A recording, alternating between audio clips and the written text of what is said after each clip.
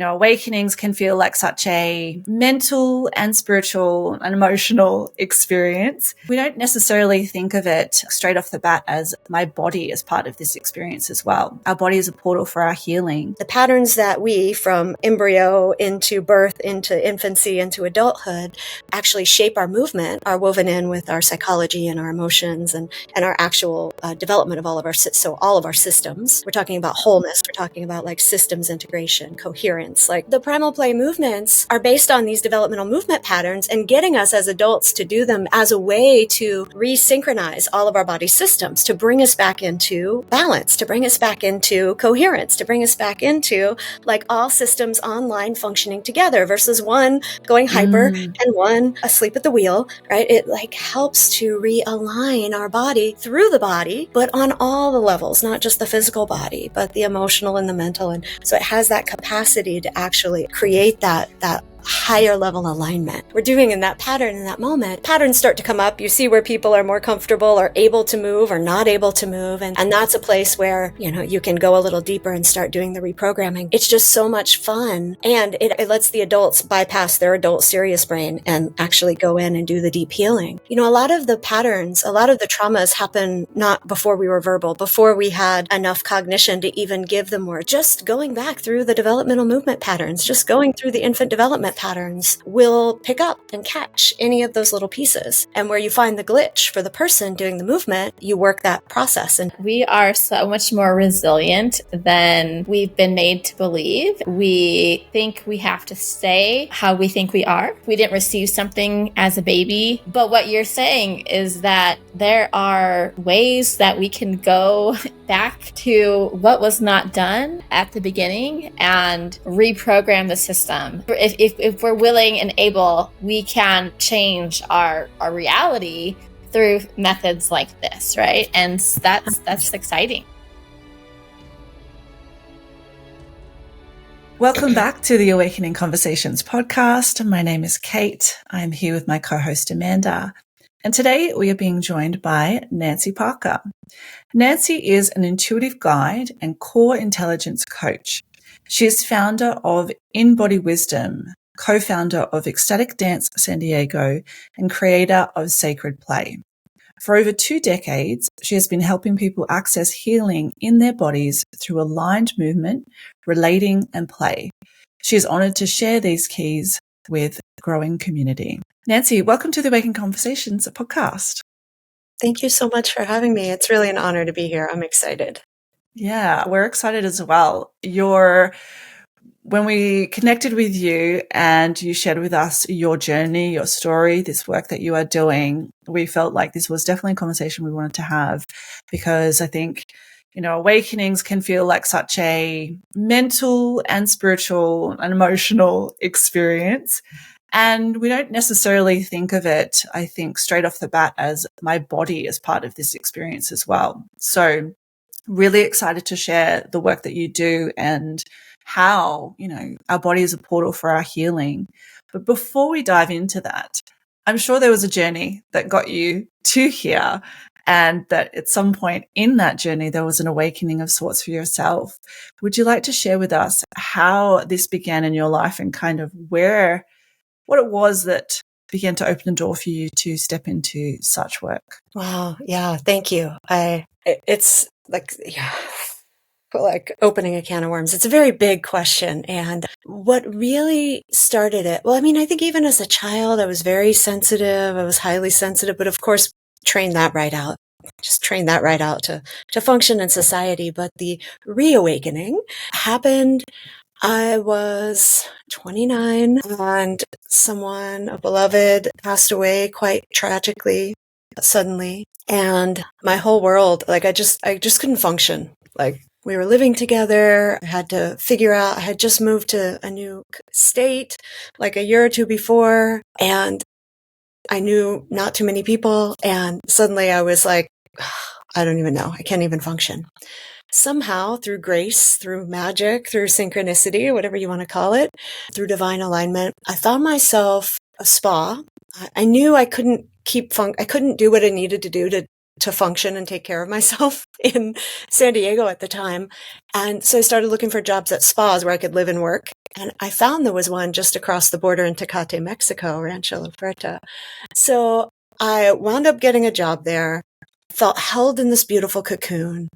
The mountain, the land felt so magical. The Kumeyaay Indians in the area and, the others, like just really infused the land with a lot of energy. And I would, in between working and teaching, just go out on the mountain, just go out and sink into nature and really feel the energy of the land there. But, I would be out at this beautiful rock formation and start having these experiences, but my very strong left brain rational self would just talk myself out of them. I'm just crazy. I'm just making it up. It's just all in my head. Da, da, da, da, da, da, da. Maybe some of you know what I'm talking about. Maybe you've had that experience. You can relate. I mean, I had been doing that for years to a certain degree, but it had been building and building and building. And so while I was there, one of the healers there is a cranial sacral therapist. And one evening after dinner, I was walking back to my room and I felt a reason. I felt a need to turn around just for no reason. And he was quite far behind me, but behind me. And I said, I don't know why I turned around just now. He said, well, because I was vibing you. I was like pinging you to get you to turn around. I'm like, yeah, whatever. Okay. He's like, do you want to go for a walk? There's a beautiful oak grove and a labyrinth and, some rocks and a kind of a nature sculpture out off part of the property. And I said, sure. I had a great relationship with him, but just professional.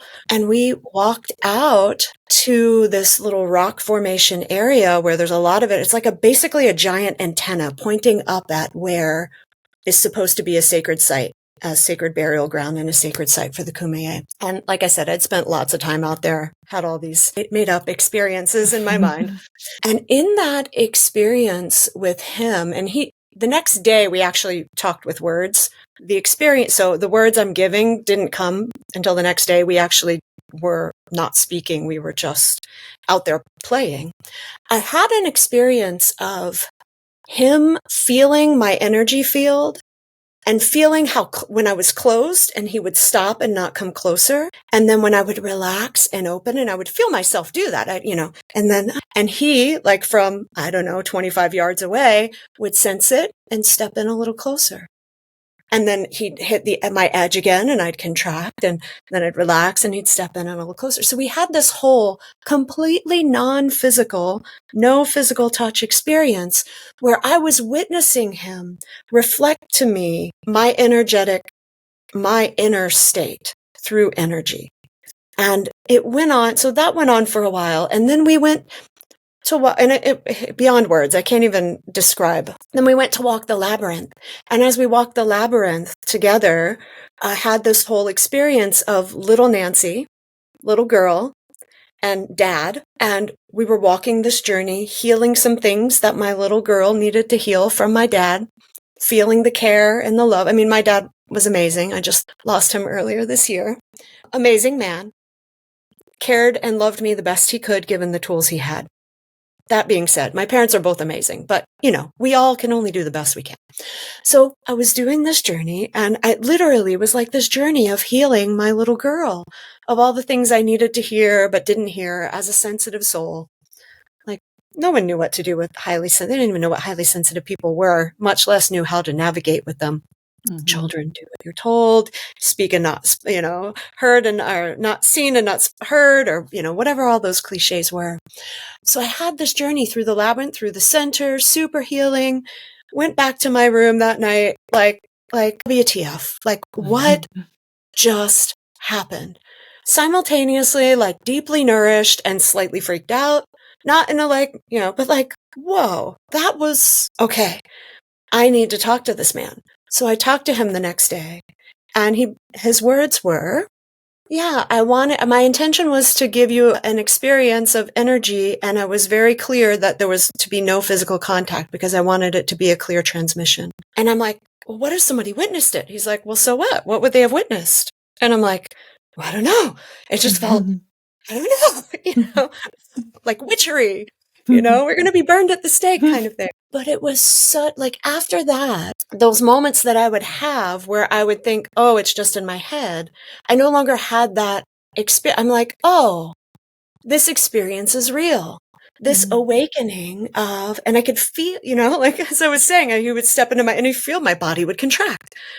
Oh, I'd feel it was safe. I'd feel my body, my physical body, and he'd feel my energy body open. He'd come closer. I'm like, oh, this energy thing is real.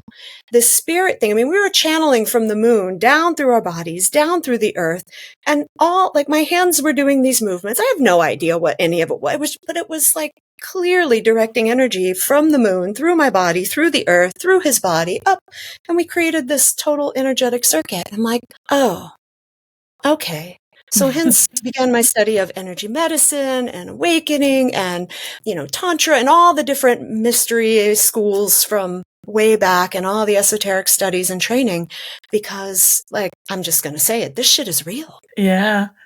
Yeah, Nancy, I want to say I really resonate with your experience of you're feeling it, but you dismiss it. So part of my journey, I learned to read the Akashic Records.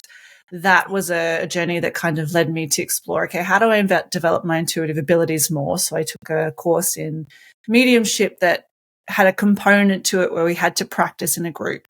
In this practice setting, I wasn't bringing through messages from people who'd passed. I was channeling. And I was like, what is this channeling thing? And so that really sparked my curiosity. I actually wasn't at all interested in mediumship, but I was there to learn to channel. And then that led me on a path of wanting to understand more about how to, strengthen that connection, took more courses. One of the things was as a practice to do that every day. And so I did. And I would be sitting in the room on my own, channeling, practicing this channeling. And I had one particular window of experiences where my brain in this moment feels like it's a challenge to say it, but it's like I had a connection with a part of consciousness that was such a visceral feeling in my physical body and my energetic field that, it's just like, whoa, like that where am I getting that feeling from? Like I'm getting not only the message, but this vibrational, energetic experience in my body that almost made me feel like I was in an altered state, like I'm dreaming. Yet when I read back this message, I'm like, wow, that's profound. And then I just sit there in this room on my own going, what just happened? Was that real?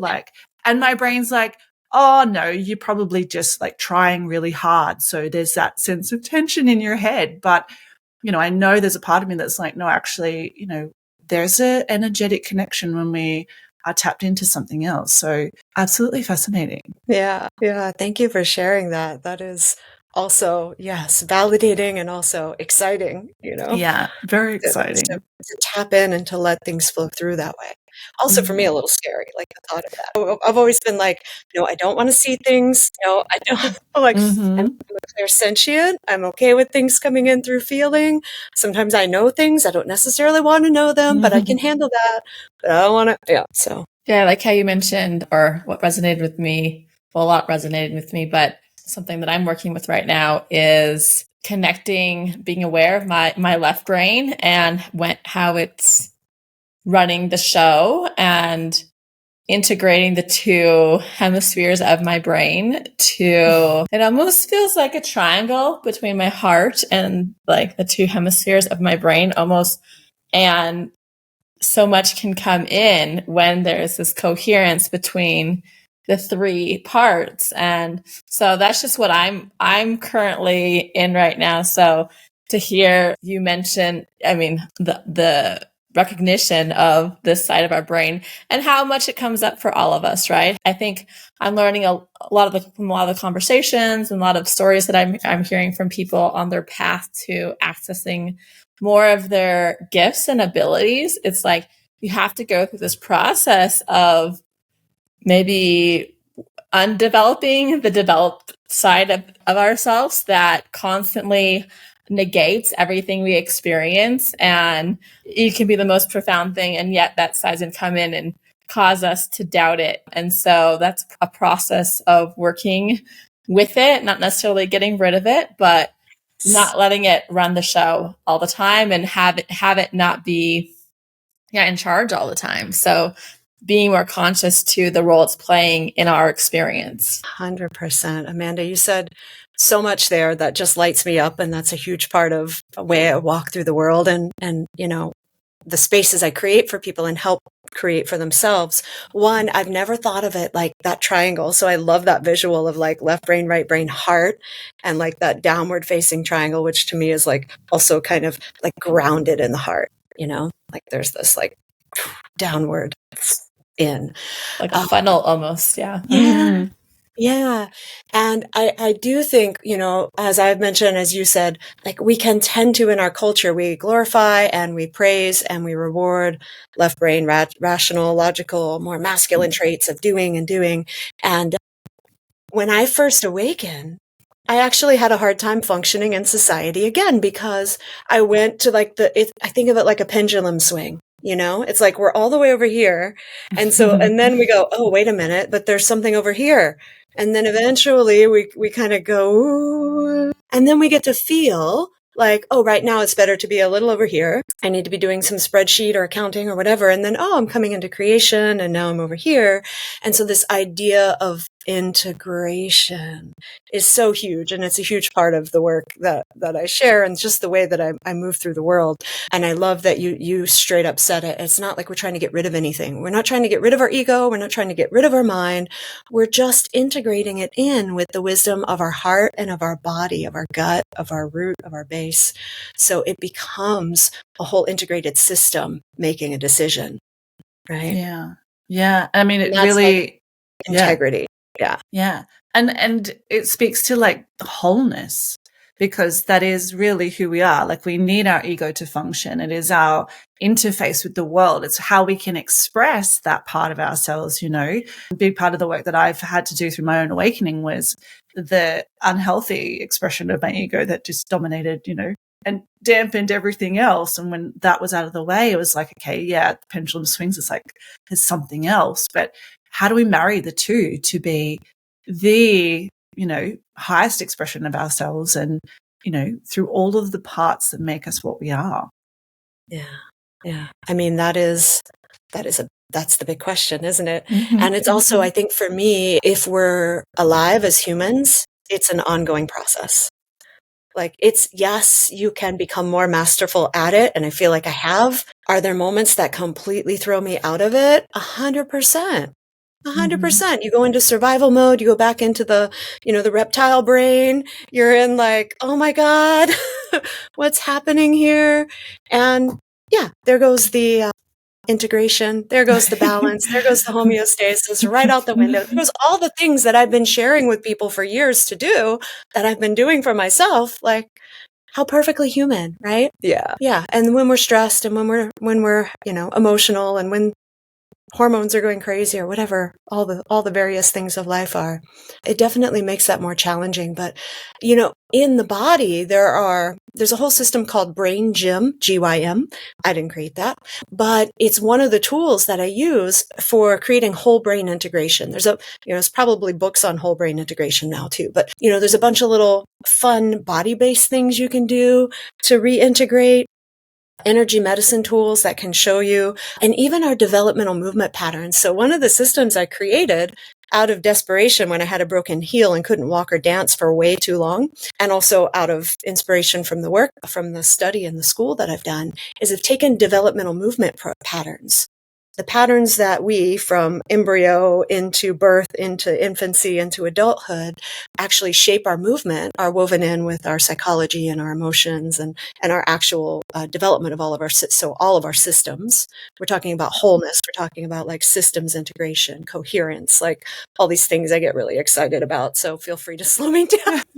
No, you're good. Keep going. So the primal play movements are based on these developmental movement patterns and getting us as adults to do them as a way to resynchronize all of our body systems, to bring us back into balance, to bring us back into coherence, to bring us back into like all systems online functioning together versus one going hyper and one asleep at the wheel, right? It like helps to realign our body through the body, but on all the levels, not just the physical body, but the emotional and the mental. And so it has that capacity to actually create that higher level alignment. And, my work years ago started just with physical body stuff. But as my path progressed and as my, hurdles came up and as I, keep asking why, it's progressed to include, those. And as I recognize higher levels of operating and awareness and, higher dimensional levels, my work has gradually included and stacked upon that foundation of the body. But do you want to share? Yeah. I'm going to breathe now. Yeah. I'll go. Yeah, you go. Yeah, so my background's in naturopathic medicine, and my favorite professor, he did all the physical things. A lot of it was getting people to eat right, to do the things to support normal function. But when it really came down to it, to heal on a deeper, profound level, it always went back to healing the nervous system. And he did that through a protocol using homeopathy, where he addressed through a developmental sequence the different phases of development of the brain. And so it's so cool to see the different systems. They have different approaches, but it's addressing in the same way that fundamental, what's underlying much of our imbalance is our nervous system, in terms of keeping us in balance, in as best state of health, to heal those traumas essentially that are underlying everything. It's those traumas from development that are causing our issues later in life, that, it doesn't matter what we eat, it's still there because it's something very primitive that needs to be addressed. And only through, I think that sounds so cool, using the movements that maybe if we skip a stage in our developmental process, we missed that. And so we missed something important that we needed. Maybe you can go more into that in terms of what you've seen, or how it works, or any more insight you can have about the primal movements, because that sounds very fascinating to me. First, when you were speaking, what was first coming up for me is, I heard one of my original teachers say, it doesn't matter what pathway you go in. So if physical body is your expertise, you go in through the physical body. If the health is, the naturopath is your you go in. But ultimately, you're going to get, if you're looking at the whole system, if you're not Western medicine that's, doing this. Yes. If you're looking at the whole system, no matter which way you go in, you're ultimately tapping into what the underlying root imbalance is. And you're going to address it, whether it's through physical movement or through homeopathy or through acupuncture or through energy healing, or, whatever the modality is. And to be honest, different people need different tools. The same thing won't always work for the same person. However, one of the things that is, from the physical body perspective, I can take someone through some of the basic, a few of the basic developmental patterns, literally from breathing, as you mentioned in the opening meditation. This breath is this, whoa. It's just mind blowing. Most of us will be like, well, we breathe all the time. What are you talking about? But, maybe not the people who are listening to this type of podcast, but, the breath is this miracle tool. And from how we breathe, we can tell a lot about if our system's holding trauma. And without even needing to know the story attached to it, we could potentially, just using the breath, use that to open up and to unblock or to move some of the trauma. So I look at how they breathe. I don't tell them, I'm just talking to them while they're breathing, and I'm just noticing. So then we see what's happening with the breath naturally before they start to think, oh, she's watching me breathe. Let me do it right.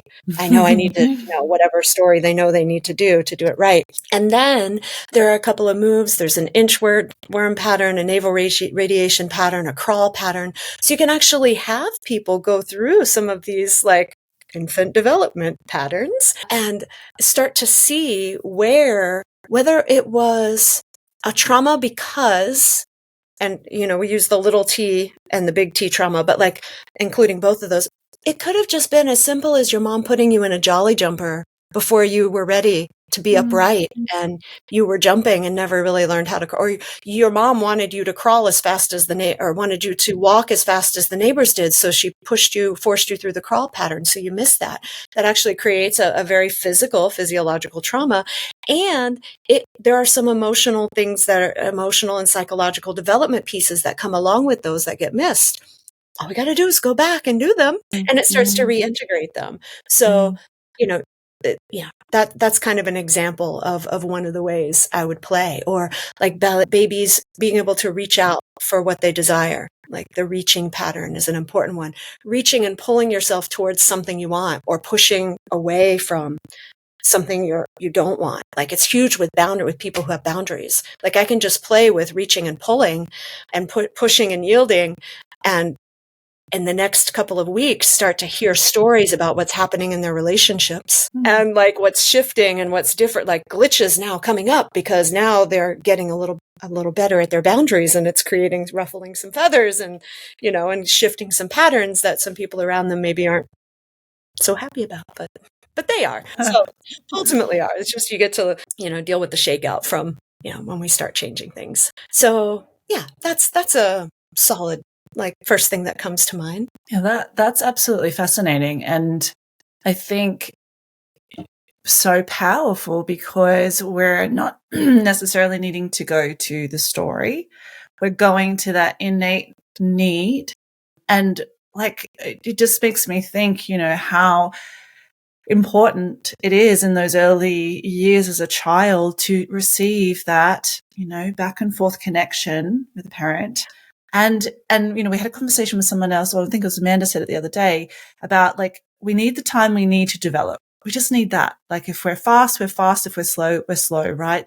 So that we go through all those stages of, it's almost like a knowing of ourselves that are experiencing to be the best version of us we can be, or as full of the fullness we can be at a young age, to like know ourselves. And when any of that's missed, like it's like a chink, like a missing link in the chain of, okay, something doesn't feel right here. How do I feel that? I compensate, or I want to put something in there, that's not necessarily healthy for me as an adult. And I love that we can, again, I think, from what I've read about trauma, like re-experiencing that doesn't necessarily always help. The talk therapy doesn't always necessarily do anything except take someone into it mentally, and then like it's in the body is once again what we're talking about. We can work with the energetics, even the whatever happened in the brain to set something up to be like, this isn't right, by moving the body to reconnect that. And I just love that idea of that push-pull, like that must be a massive one. And the drawing in of what do I need? Like what a healing thing for people to experience, literally just through, that activation. I can change my life by really getting this missing piece that I didn't have when I was younger to like you said, like feel that strength to set a boundary. Yeah. That's amazing. It's really powerful. And, I call it primal play because this idea, well, one, getting adults to crawl, forget about it. They're like, ego, I'm not doing this childish thing. But if you put it in the guise of play, and you put on a fun song, and then we have a whole group of us doing it, or, I've done the deeper, the repatterning work with people one-on-one, but I usually do the primal play as a group. I love group field work. So much power happens in groups, especially coherent groups. And, one of my things is just us breathing breaths together at the start of this, like coherence, our hearts are all connected. We're all here together. I love that. And creating those spaces, because that is where magic happens, right? That is where, when there's a coherent field, I call it coherent containers for creation, right?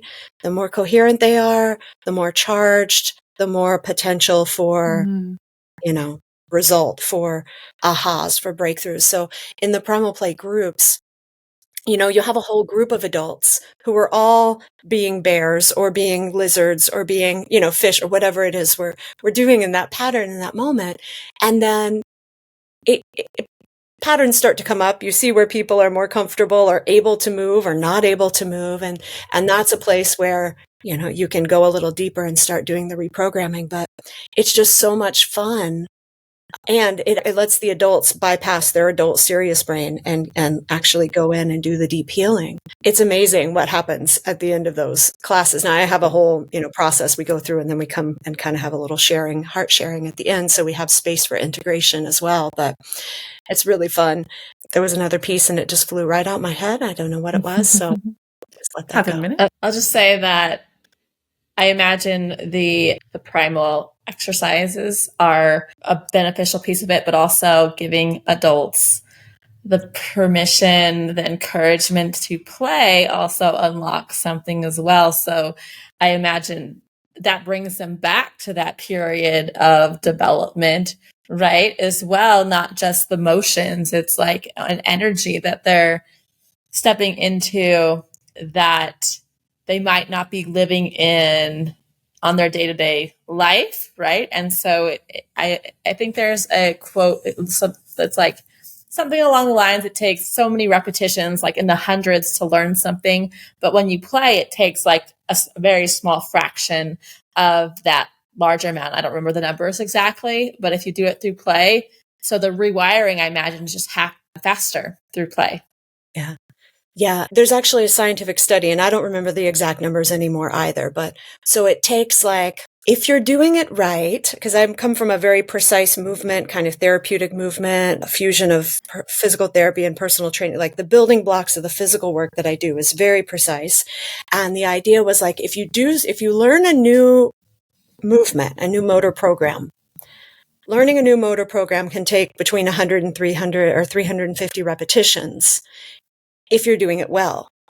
If you already have one in there that's wrong, like a virus software running, you have a faulty or a compensation pattern running, it can take as many as 10 times that. So, 3,500 times to reprogram it in the brain.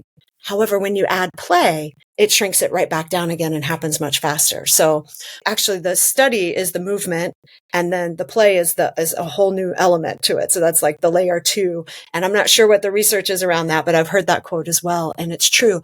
Play breaks down barriers.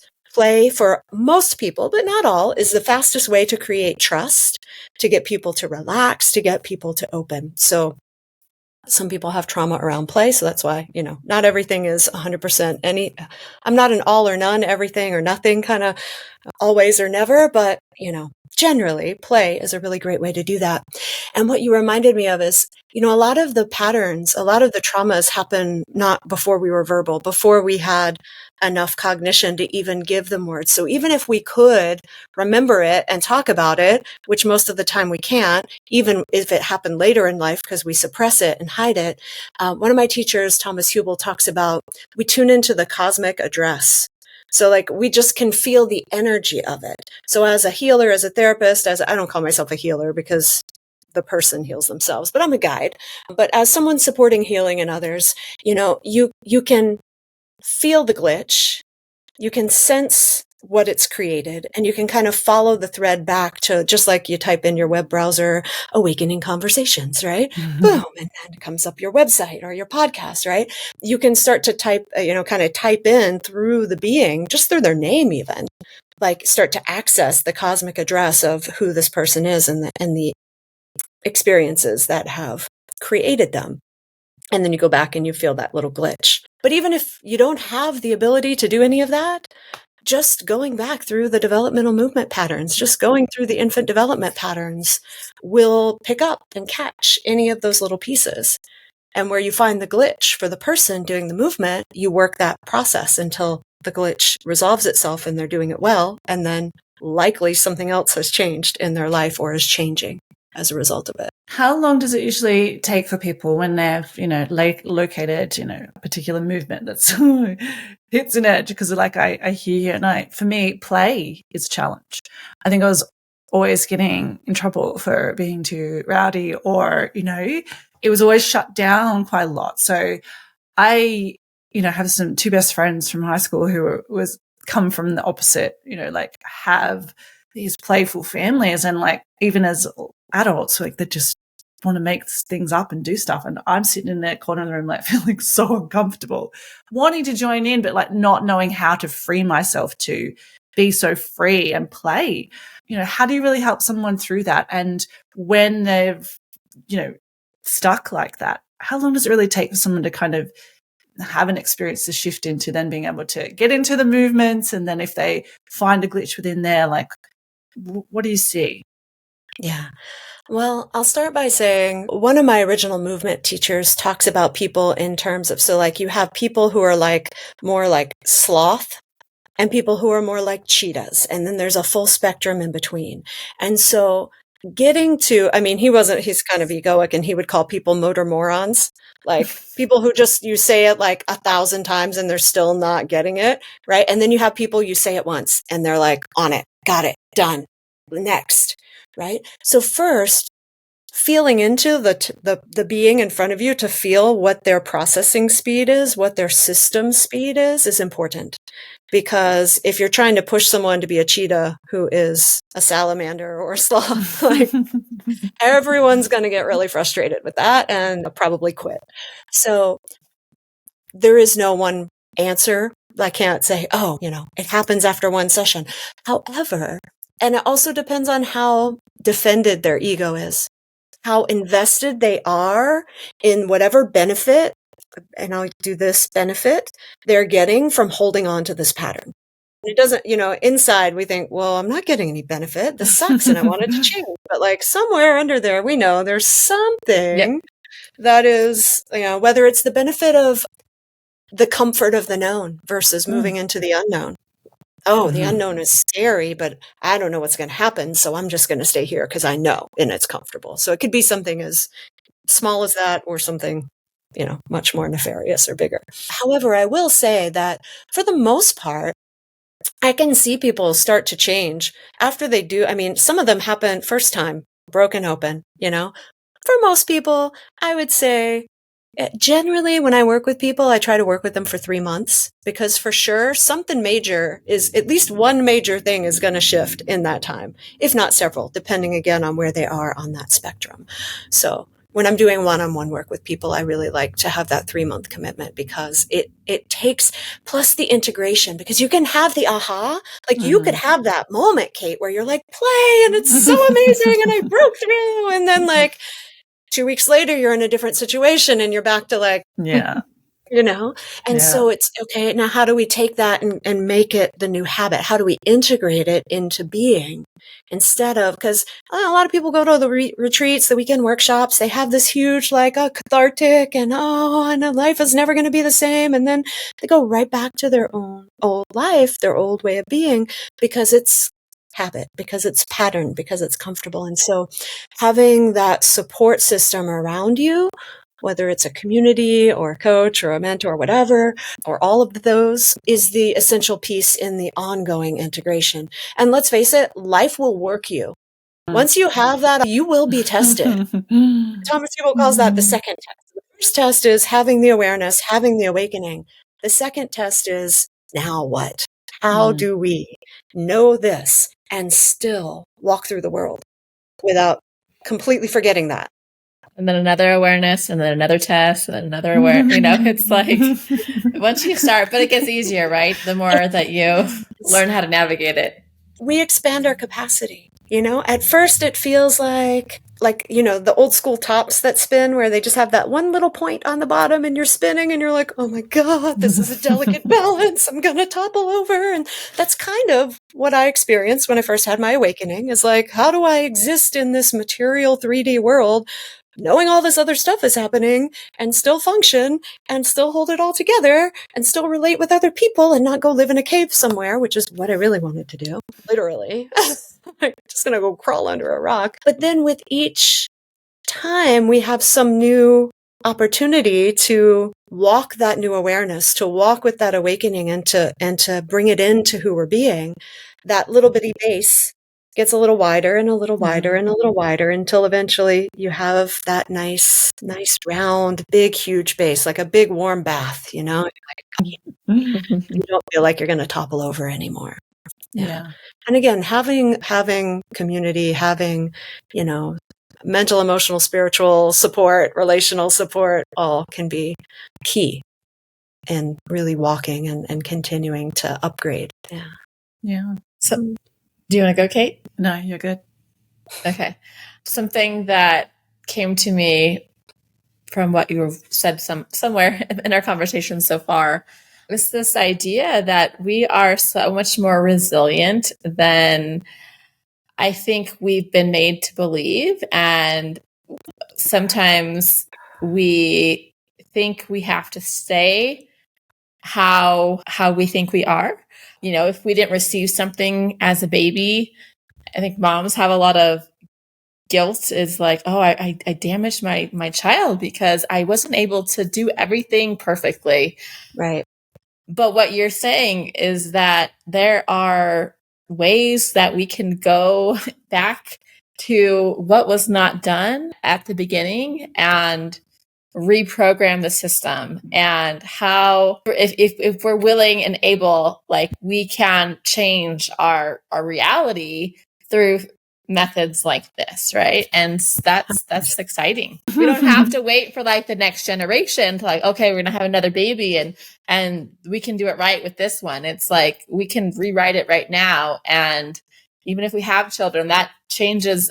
Like, I have children right now, and it's like, oh man, I didn't do things perfectly from the very beginning. And so they have some of my patterns, and so, oh, I should just give up, right? No, it's like I can still keep working on myself and change my patterns, and that's going to affect them even if they have those patterns that they absorbed from an early stage. So to me, that's hopeful.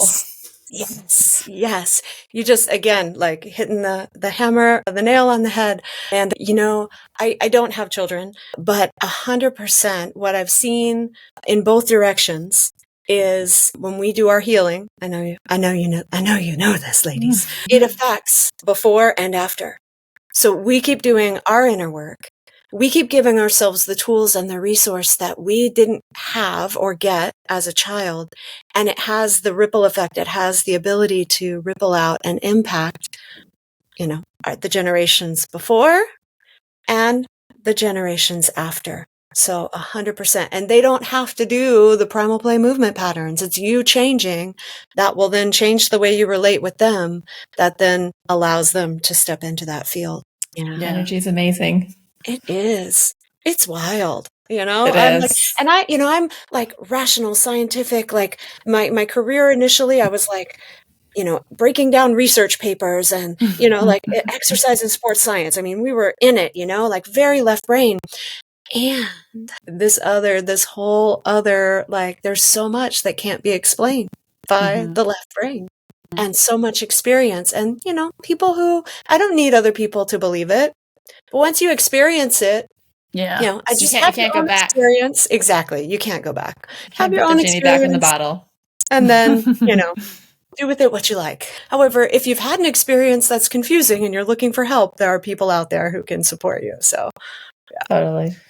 So with that, Nancy, so, I love that you've come from, the science side, the very practical side, so many people that we get to talk to who really have these kind of profound experiences really do. And I think, that your awakening journey and your soul's like, yeah, I'm going to come in this way so that when I hold this experience, like, it's almost like you need to have that, not skepticism, but like, I want to be here so that when this happens, I actually take it really seriously when it lands and I'm in there going, well, actually, this is, so you get to be the powerful practitioner that you get to be because you can hold both, you know what I mean? And you see the other side in a way that you've got this lens from that, more left side brain part of you to be like, okay, this is truly amazing.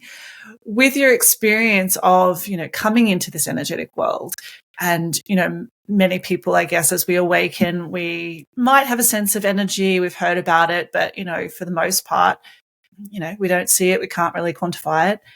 What do you want people to know about energy and like how it really is a big part of our lives and how we can work with it? Wow. Well, first, it's not scary. There's nothing to be scared of. It's actually quite, so again, kind of my left brain wants to come in and say, our cells produce energy.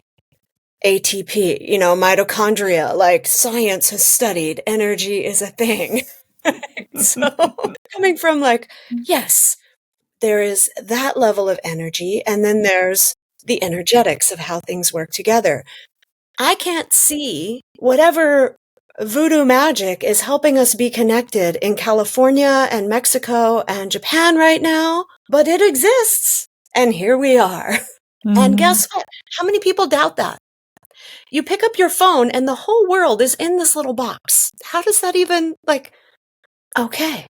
Crystals, energy from metals, and airwaves, and okay, right? So there's that. I heard you say something well, we can't see it. It's, it's not so tangible. So therefore people will say it must not be real. And yet here we are walking through our everyday believing in miracles because, of the technology that we're using. And yes, it could be ultimately broken down and explained into science. But I just think what's so cool these days is that we have developed the technology these days to measure some of the things, heart field, fascia, acupuncture points, the whole realm of metaphysics, and the way that we can now measure the effect of meditation on a device in a Faraday cage on the other side of the world, right? That someone can affect the temperature of that device by meditating on it and getting it.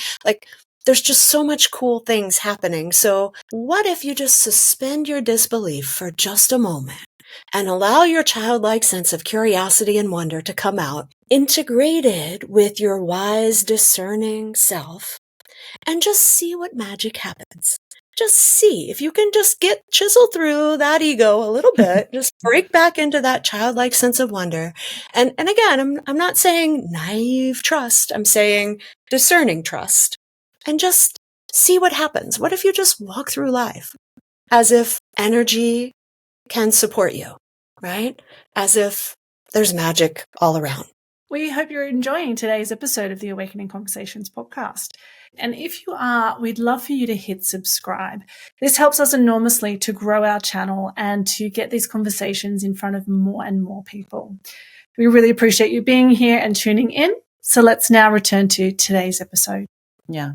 And I love the way you described it as your wise discernment, because it's that and our childlike wonder. What a beautiful marriage and combination to, experience the world in a completely different way, a bit more open, bit more actually, this is a really exciting experience to have. And we could have an even more exciting one if we're what else is here? What else is here? And if I'm leaning into that, what more can I experience? And I think that's what we open to through having our awakenings and these experiences is there is literally magic happening here. And when we are allowed to, or allow ourselves to open our minds to that, life changes in a really beautiful way. And the healing that can happen and the growth that can happen is just profound. Yeah. Yeah. So I got crown tingles as you were speaking, just truth tingles. And I just want to say that life still happens. Life still gets lifey. Bad stuff, crazy stuff happening all around. And that's still true. And what we just said is also still true. Because I can see the cynics or they're well, if that's true, then why, and then I experience this breakup or this bad thing in the stock market or whatever, a family member dying or a beloved passing or whatever. All of it gets to exist. And I, for one, would rather live in a world where there's also some element of support and magic and deeper connection between hearts and souls and bodies so that I'm resourced and nourished when the rest of the stuff is hitting the fan. Yeah.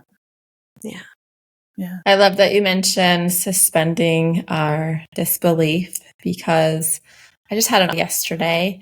I don't even remember what I was listening to, but it was talking about, I understood quantum, particles and quantum waves for the first time. I never really got what it meant, but it was talking about the observer effect and how if a wave is observed, it becomes a particle, right? Yeah.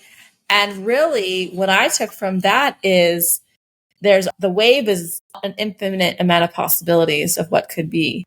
But however we interact with that wave is the point. And we have the experience of what we believe, what we bring to the situation.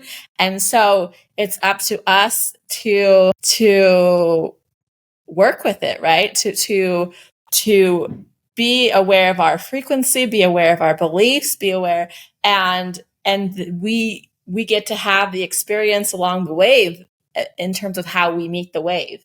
And so that was like a moment of like, oh yeah, that's really what it means in terms of like how I can be faced with the same situation at two different times in my life, but because I'm a different version of myself, I receive the experience differently, or two different people can be faced with the same circumstances, but how they experience it can be can be in two different ways because they meet the situation from a very different energy, frequency, belief system. And so, yeah, if wherever we are, we get to just trust a little bit more or be a little more curious. And the more we do that, the more experiences, magical experiences we encounter and we have. And then we start believing more. And it just feeds this experience of connecting with this energy that is there, but we can't necessarily see it when we're so in our 3D reality of the hardships of what can be happening. We experience it much more differently than otherwise. Yeah, thank you. I love that reflection on the particle and the wave and your new way of seeing it. That's really, really sweet. So I Nancy, do want to say one last thing about energy is there are really practical energy medicine tools that I use so many times throughout my day. I've done them so many times now, all I have to do is think about it and it creates the same effect. But they're like the hookup to bring me back to center. There's, we sometimes do this unconsciously, just bringing all of our fingertips together to kind of integrate and bring left and right halves together. There's so many simple tools. There's some feminine embodiment practices to move energy through the body. I hesitate to use the word tantra because it's so bastardized in our Western society, but there's some ancient energy practices that can really move energy through the body. It can help women through cycles. It can help bring pleasure through our bodies. It can help energize parts of our bodies, open our hearts, like open our way of seeing. So there's just so many ways of practicing. And as a sensitive soul, one of the most practical ways I used was just kind of learning to create the boundary of me and you, because I would always go and be over here feeling someone else, feeling and responding and being in their field and thinking it was me until I stepped away. And then I'm like, what just happened? Why did I even say that? Why am I here? I didn't want to be here. Like, oh, they wanted to. So I came and I thought I wanted to. So there are a lot of resources and ways that you can utilize energy to improve dynamics in your life, in your body, in your health, in your relationships.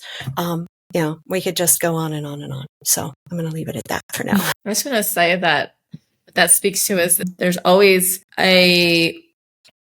something that we can do to step out of hard places in our life, and really it can be something so simple as bringing your hands together. And I've been in places where I felt stuck or hopeless, or how am I going to get out of this state? And a lot of times it's just surrendering, and something coming to me is like doing something different than the normal unconscious pattern that shifts everything. And it's like, wow, we have this power to redirect our lives when we are in a place of struggle, and having tools like you're speaking of. It's like, wow, we're powerful. It's simple, and we're very powerful. Mm-hmm. Yeah, a good pattern interrupt, always helpful. But I think too, what you really just highlighted there, Nancy, is like, we don't necessarily need to have go out and find something to help us. Like we have it. We are energetic beings. So it's like, how are we working with our own energy to help us feel a different state? And like you said, like that is such a powerful position. Like I literally feel a difference when I sit and do that. I find myself sometimes do that in meditation, or just, I don't know. I love that particular, hand gesture. It just makes me feel really good. And, people playing with that, because I don't think we really appreciate actually how powerful our bodies are. Like you said, in our opening, we do the meditation, and our heart coherence, like we're setting ourselves up to be connected in the same frequency, and how when we're aware of those sorts of things, it changes our relationships with people, our experiences of our life, and really embracing the fact that energy is a large part of who and what we are. As we said, like down to the fact that, even our cells are giving that off, that, every part of who we are is a cell. So our physical body is like one jam-packed thing of cells. So we're giving off a field, and, we can play with that. And we talk a lot about our frequency and our vibration. And, that's what we're talking about here, as like the health of the system, through the work that you do, getting that to be vibrant and aligned and integrated means that we're giving off like a different energy. And really, this again, we keep coming back to why we do this healing work, why we, seek out people like yourself and do these modalities, is to feel that sense of wholeness, completeness, that, healing, because it changes our frequency, our vibration, our energy, the way that we interact with others. There's, so many beautiful benefits to what we're doing. But anything else you'd like to share around your work and, that you want people to know,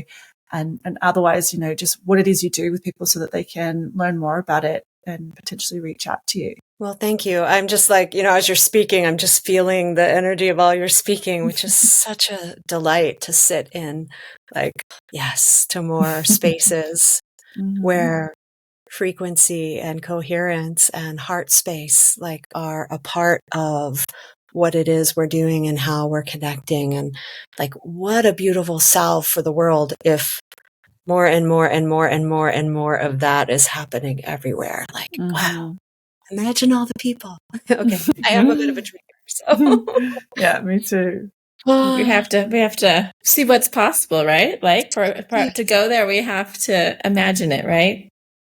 Well, and it's how I keep myself going and from going into complete overwhelm and shutdown when things feel so big and so wrong and so, meh. Also bringing people together to teach them these tools is a part of that. So, I, for one, want to empower people to be able to take care of themselves.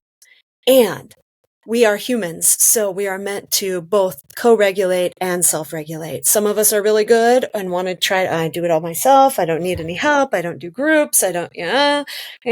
For whatever made you that way, it can be different. But whatever made you think you're that way, and then others are more codependent, can't do any. They have other people to do the things for them, and so this is really about creating a healthy. We talked about nervous system regulation and balance. So, particularly in my resourced energy mastery program, we learn a lot of these tools. We both have opportunities to self-regulate and co-regulate, to find tools for each of our nervous systems, to really feel what resources and what nourishes our individual system, and to know, like, I'm an introvert, so I need connection, but not too much, and I need to recharge. And so learning how to both honor that, feel it, honor it, and communicate it in a healthy way, right? So these are all tools to really navigate the world successfully as someone who's awakened, as someone who's sensitive, as someone who's empathic.